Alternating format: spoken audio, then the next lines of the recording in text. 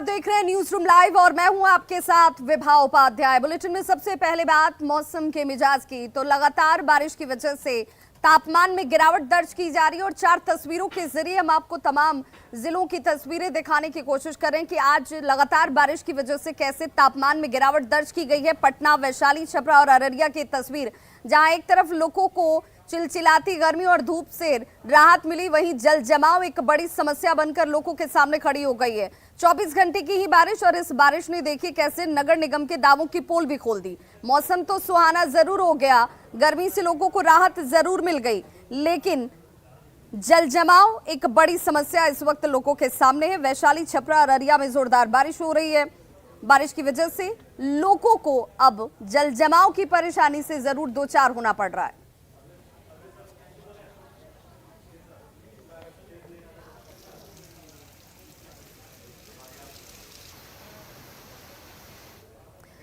बिहार विधानसभा में मॉनसून का सत्र चल रहा है और इस मॉनसूनी सत्र में देखिए कैसे इसी विधानसभा परिसर में जल जमाव विधायकों के लिए परेशानी का सबब बन गए। विधायक यहां पर जल जमाव की वजह से परेशान होते नजर आए और गाड़ियां जहां तहां फंसी नजर आई। और ये देखिए अब इसी विधानसभा परिसर में जल जमाव के हालात कैसे बन गए।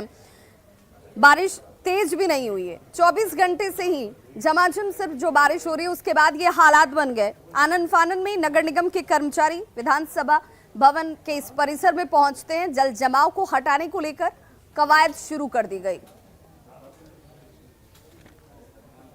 आज राजधानी पटना में भी सुबह से जबरदस्त बारिश हो रही है और यही वजह है कि पटना में कई जगह जल जमाव की स्थिति देखने को मिल रही है। विधानसभा की तस्वीर दिखा रहे हैं जहां पे बारिश की वजह से जल जमाव की स्थिति बन गई है, लेकिन तुरंत नगर निगम की तरफ से सुपर सकर को बुलाया गया है और उसके बाद पानी की निकासी की जा रही है। चूंकि हर बार जब बारिश होती है तो विधानसभा में जबरदस्त जल जमाव की स्थिति हो जाती है, तो इस बार भी पहली बारिश जबरदस्त हुई है मानसून की और उसमें ही विधानसभा के अंदर कई जगह पे पानी लग चुका है। लेकिन नगर निगम तुरंत हरकत में आए और सुपर सकर बुलाकर तुरंत पानी को खींचा जा रहा है। दरअसल इसके पहले भी जब भी मानसूनी बारिश होती थी तो विधानसभा में जबरदस्त जल जमाव की स्थिति हो जाती थी, जिसकी वजह से काफ़ी नाराजगी भी झेलनी पड़ती थी नगर निगम कर्मचारी को। और इस बार देखिए हम आपको तस्वीर दिखा रहे हैं विधानसभा की तस्वीर, जहाँ पे सुबह से बारिश होने की वजह से जल जमाव की स्थिति हो गई है और लगातार नगर निगम के जो कर्मचारी हैं लगातार पानी निकालने की कोशिश कर रहे हैं, क्योंकि बारिश अभी भी लगातार हो रही है और अगर यही रफ्तार रही तो कई इलाकों में जल जमाव की स्थिति हो सकती है।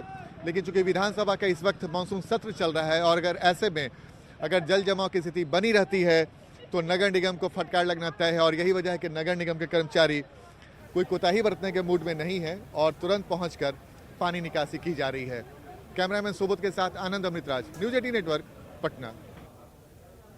तो जिस बिहार विधानसभा परिसर की आप तस्वीर देख रहे थे, हर बार यही हालात बनते हैं, हर बार दावे भी किए जाते हैं, लेकिन उन दावों की हकीकत इस रूप में सामने है कि जल जमाव ने एक बार फिर से 24 घंटे की बारिश ही अभी हुई है और उसमें हालात जल जमाव के बाद बाढ़ जैसे भी नजर आने लगे। शिवहर की एक तस्वीर आपको दिखाते हैं, जहां पर शिवहर की इस तस्वीर में साफ आपको नजर आएगा कि कैसे जल जमाव से यहां शिवहर के लोग जो हैं वो परेशान नजर आ रहे हैं।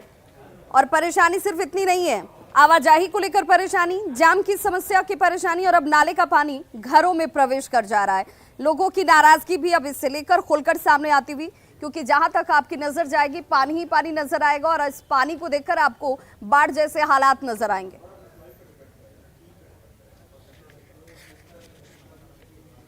तो शिवहर की ये तस्वीर है जहां पर 24 घंटे की बारिश और इस 24 घंटे की बारिश में हर तरफ पानी ही पानी, चाहे वो नली हो, गली हो या लोगों के मकान हो।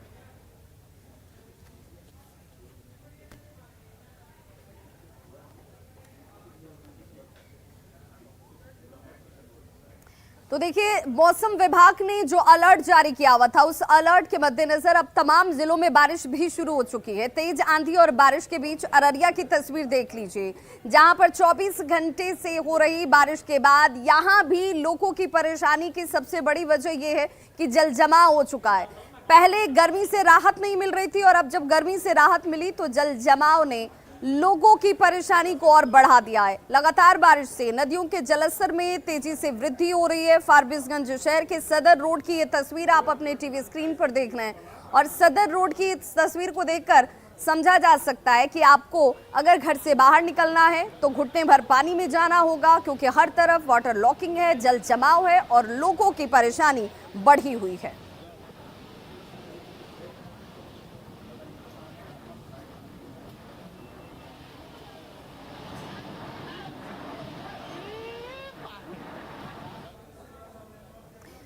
तो कहीं पर लोग जल जमाव से परेशान हैं, तो कहीं पर लोग इस झमाझम बारिश का लुत्फ भी उठा रहे हैं। छपरा की तस्वीर आपको दिखा रहे हैं, जहां पर छपरा में बारिश की वजह से मौसम सुहाना हो गया है।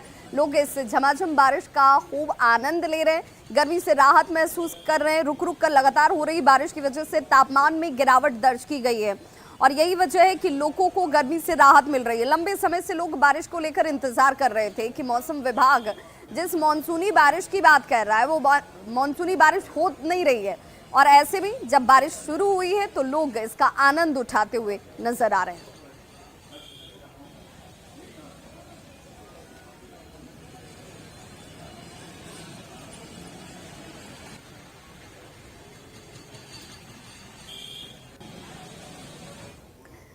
तो वहीं वैशाली में भी जोरदार बारिश शुरू हो चुकी है और इस जोरदार बारिश के बीच लोगों ने गर्मी से राहत की सांस ली है। लेकिन जिस गर्मी से लोगों को निजात मिली, उसी बारिश ने जल जमाव की वजह से लोगों को परेशान कर दिया। और वैशाली में भी कमोबेश यही तस्वीर दिख रही है, जहां पर लगातार बारिश की वजह से अब गली गली में पानी जमा हो गया है। वैशाली में जोरदार बारिश की वजह से देखिए कई जगहों पर जल जमाव जैसे हालात बन गए और कई जगहों पर तेज आंधी और बारिश की वजह से पेड़ गिर पड़े।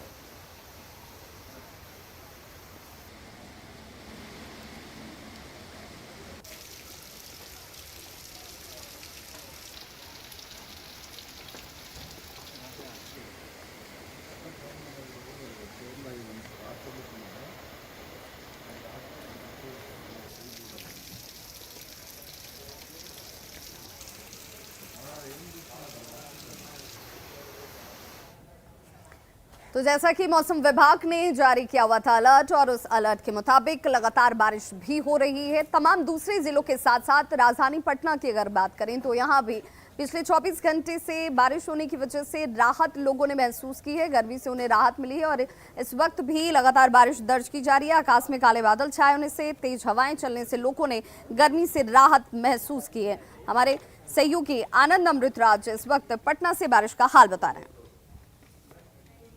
जिस बारिश का इंतजार पटना वासी कर रहे थे, आखिरकार वो मानसूनी बारिश शुरू हो चुकी है। इस वक्त हम आपको राजधानी पटना की तस्वीर दिखा रहे हैं। चारों तरफ घने बादल छाए हुए, कल देर रात से लगातार बारिश हो रही है और इस वक्त सुबह में ही रात का नजारा देखने को मिल रहा है। और जो वाहन है उसमें लाइट जलाकर अपने वाहन चला रहे हैं, यानी कि स्थिति ऐसी हो गई है कि दिन में ही रात का एहसास हो रहा है। और जबरदस्त बारिश, आकाश में काले काले बादल और जबरदस्त बारिश। और मौसम विभाग ने भविष्यवाणी किया है कि आने वाले 48 घंटे तक मौसम ऐसा ही बना रहेगा और जबरदस्त बारिश होगी और वज्रपात की भी संभावना है। जाहिर सी बात है पूरे बिहार में मानसून सक्रिय हो गया है, लेकिन राजधानी पटना में मानसूनी बारिश अभी तक नहीं हो पाई थी। लेकिन आज सुबह में जैसे ही पटना वासियों की नींद खुली, उसके बाद जबरदस्त बारिश ने लोगों को जहां गर्मी से राहत दी है, वहीं किसानों को भी बड़ी राहत मिली है, क्योंकि किसान भी इस बारिश का जबरदस्त इंतजार कर रहे थे। तो इतनी तेज हवाएं चल रही हैं और जबरदस्त बारिश हो रही है। और जो हम लोग आषाढ़ के बादल की कहानी सुनी थी, बिल्कुल वैसी तस्वीर राजधानी पटना में देखने को मिल रही है। तो न सिर्फ गर्मी से राहत मिला है, बल्कि बारिश की वजह से लोग भी काफी राहत महसूस कर रहे हैं। और इस वक्त हम आपको तस्वीर दिखा रहे हैं राजधानी पटना की, और इतनी हवा इतनी जबरदस्त है कि मैं अपने आप को भी संभाल नहीं पा रहा हूं। तो आप भी घर से सोच कर निकले, अगर काम नहीं हो तो घर से बाहर मत निकलें, क्योंकि बारिश जबरदस्त हो रही है। कैमरामैन सुबोध के साथ आनंद अमृतराज, न्यूज 18 नेटवर्क, पटना। तो एक तरफ आम लोगों ने इस बारिश की वजह से राहत की सांस ली है, तो वहीं दूसरी तरफ किसान जो इंतजार कर रहे थे कि बारिश अच्छी हो और वो अपनी रोपनी यानी कि खेती में जुट जाएं, उनके लिए भी ये बारिश राहत की खबर लेकर आई। अब इसके साथ ही मसौड़ी में जो किसान हैं वो रोपनी के काम में लग गए हैं।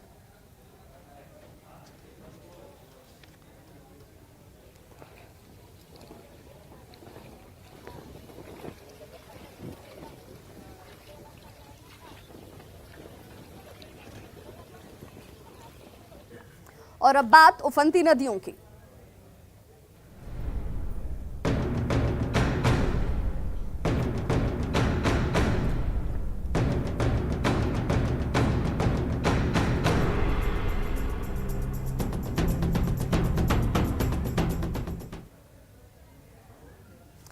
तो वाल्मीकि नगर और नेपाल के तराई क्षेत्रों में लगातार हो रही बारिश की वजह से अब गंडक नदी का जलस्तर लगातार बढ़ता जा रहा है और यही वजह है कि निचले इलाकों में रहने वाले लोगों की मुश्किलें अब बढ़ गई हैं। जैसे गंडक नदी का जलस्तर बढ़ना शुरू हुआ है, देखिए इस वक्त तमाम जो नदियां हैं वो उफनाई हुई नजर आ रही हैं। वाल्मीकि नगर गंडक बराज से गंडक नदी में 1,56,000 क्यूसेक पानी का डिस्चार्ज किया जा रहा है। वाल्मीकि नगर के साथ ही नेपाल के तराई इलाके में फिलहाल बारिश जारी है और यही वजह है कि नदी के जलस्तर में लगातार वृद्धि दर्ज की जा रही है। बारिश को देखते हुए जल संसाधन विभाग हालांकि अलर्ट मोड पर है। तटबंधों की सुरक्षा को लेकर कड़े निर्देश जारी किए गए हैं।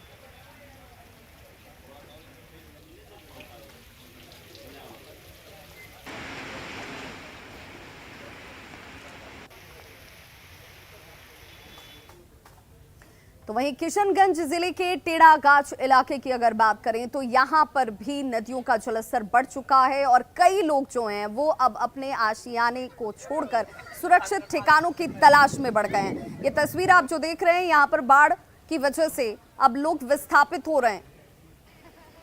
बताया जा रहा है कि लगातार जो नदियां हैं वो उफनाई हुई हैं और यही वजह है कि इन इलाकों में रहने वाले लोगों ने अब सुरक्षित ठिकानों की तरफ रुख कर लिया है। रेथुआ और गोरिया नदी जहां पर बाढ़ का पानी अब निचले इलाकों में प्रवेश कर चुका है, ऊंची जगहों पर शरण लेने को लोग मजबूर नजर आ रहे हैं। बारिश की वजह से नदियों का जलस्तर बढ़ने से पूरे इलाके में अब बाढ़ जैसे हालात बन गए।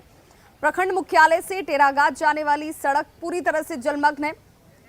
नदियों में जलस्तर के बढ़ने के बाद कई जगह पर इन नदियों ने अब कटाव भी शुरू कर दिया है।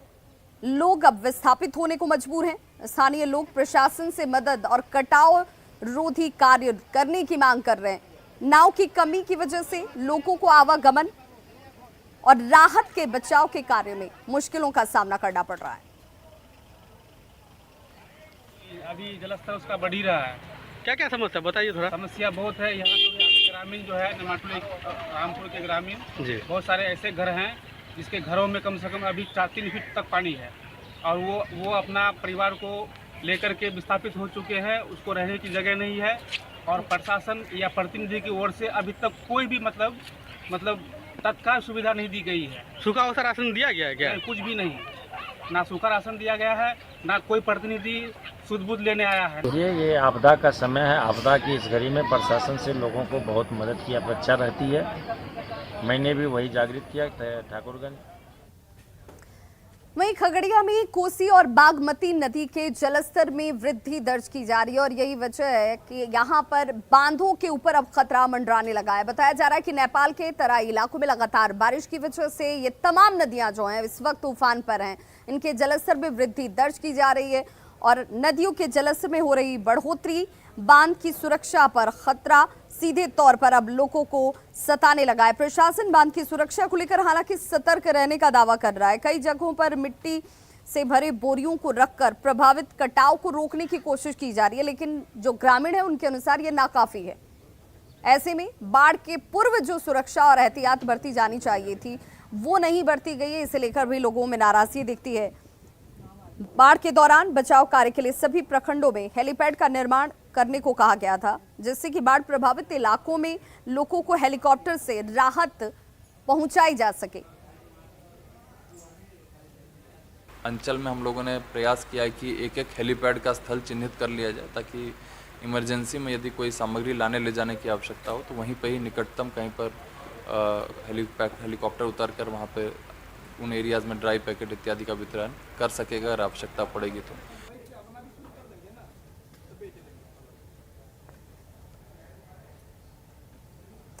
तो नेपाल और अररिया में पिछले 24 घंटे से लगातार बारिश हो रही है और यही वजह है कि यहाँ पर नूना नदी की बात कर लीजिए, साथ ही साथ बकरा, कनकई, ये तमाम जो नदियां हैं वो इस वक्त तूफान पर हैं और उनके जलस्तर में वृद्धि दर्ज की गई है।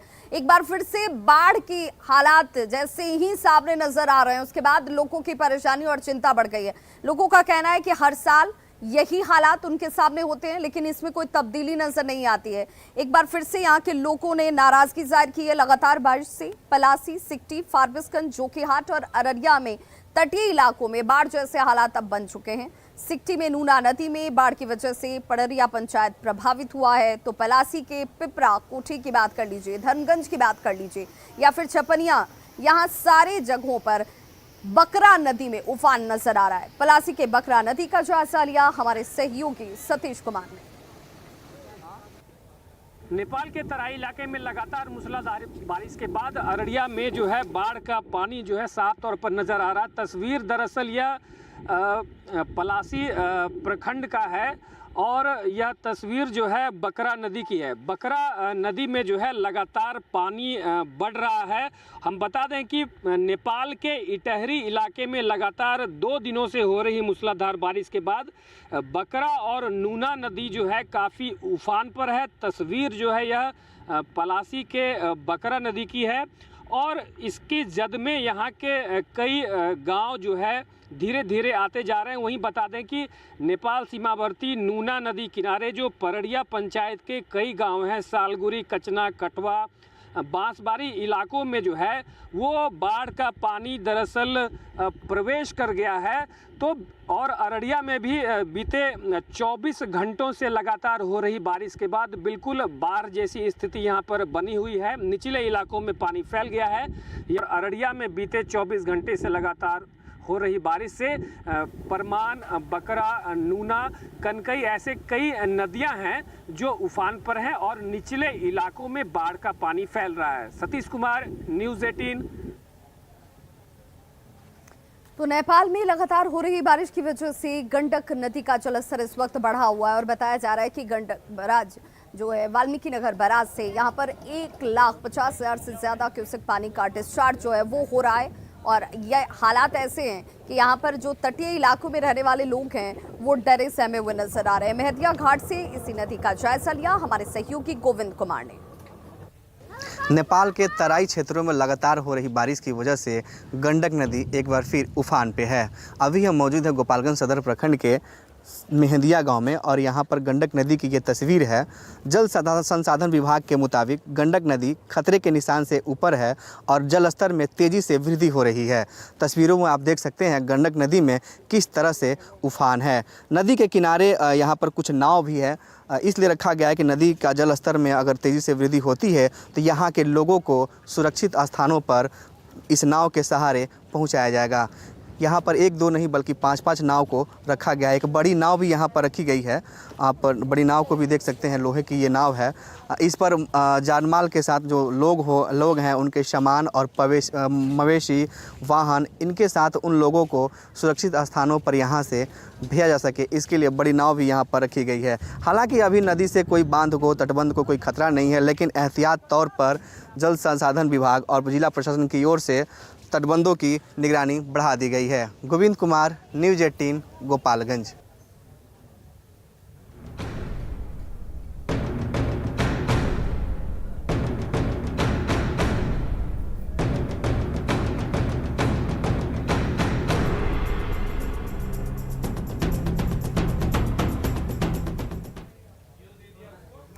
अग्निपथ का विरोध कर रहे विपक्षी विधायकों ने आज विधानसभा अध्यक्ष के चैम्बर के बाहर धरना शुरू कर दिया है। अब नारेबाजी की जा रही है।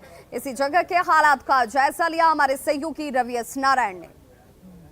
अग्निपथ योजना को लेकर के विपक्षी पार्टियों का हंगामा बढ़ता जा रहा है। जहां विधानसभा शुरू होते ही विधानसभा के पॉलिटिकों में हंगामा किया, अब वही तस्वीर आपको दिखाते हैं कि तमाम विधायक विधानसभा अध्यक्ष के चैम्बर का घेराव कर रहे हैं और तमाम जो विधायक हैं आरजेडी के, माले के, वो विधानसभा अध्यक्ष के चैम्बर के सामने बैठ गए हैं और मांग कर रहे हैं कि इस मुद्दे पे सदन के अंदर जो है वो बहस होनी चाहिए और बहस के बाद इस योजना का एक प्रस्ताव पारित कर केंद्र को भेजा जाना चाहिए।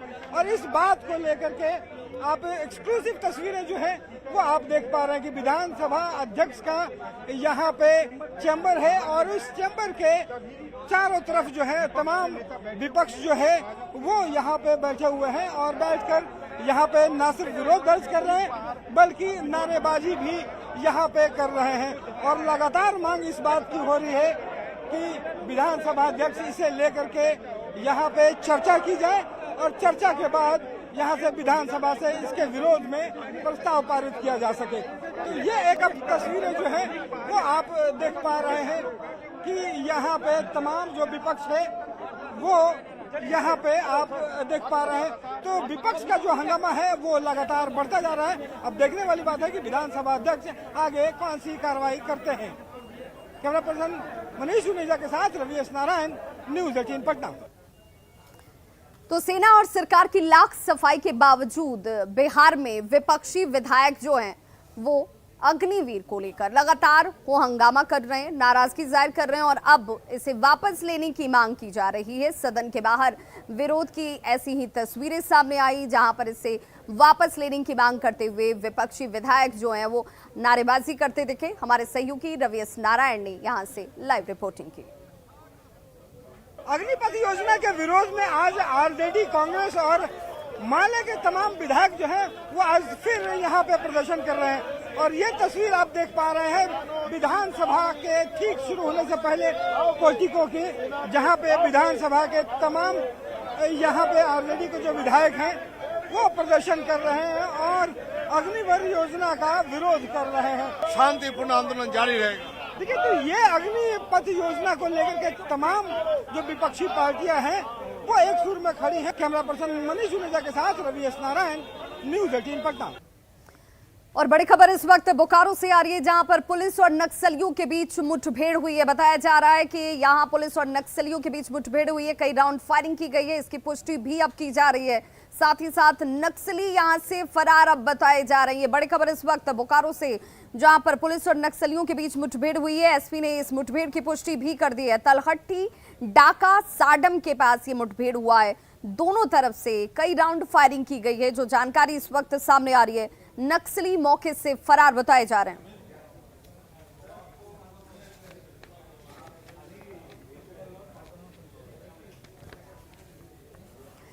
और बड़ी खबर जहानाबाद से जहां पर सिलेंडर ब्लास्ट में 2 बच्चों की दर्दनाक मौत हो गई है। ये बड़ी खबर जहानाबाद से जहां पर सिलेंडर में अचानक से ब्लास्ट हुआ और इस ब्लास्ट के जद में आकर 2 बच्चों की मौत हो गई है।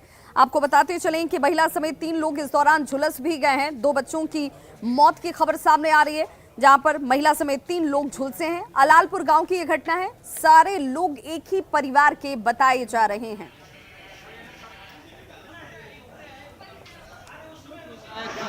भतीजी डेट कर गई है। ये मेरा मंजिल भाई है, उसको जल गया है पूरा शरीर। जो जले उनका नाम क्या है? संजीव कुमार। कितने लोग जले हुए हैं? 3 गो। डेट 2 लोग किए हैं जी। कहाँ का मामला है? बंसीवाल लालपुर। कैसे हुआ ये? जी गैस से, रिसाव के कारण। जी जी।